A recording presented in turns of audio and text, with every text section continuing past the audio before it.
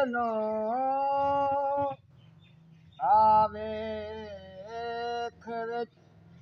ਵਿੱਚ ਫੁੱਲਾਂ ਦੇ ਫਸ ਜੀਏ ਤੇ ਜਦਾ ਇਸ਼ਕ ਨੂੰ ਮੋਚੜਾ ਬਾਬਾ ਜੀ ਲੱਗ ਜਾਂਦਾ ਏ ਉਦੋਂ ਅਕਲ ਵੀ ਖਾਨ ਨਸਦੀ ਏ ਇੱਕ ਮਾਲ ਦੇਣਾ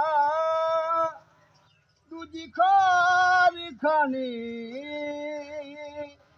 ਤੇ ਤੀਜਾ ਵੇਖ ਕੇ ਖਲਕਤ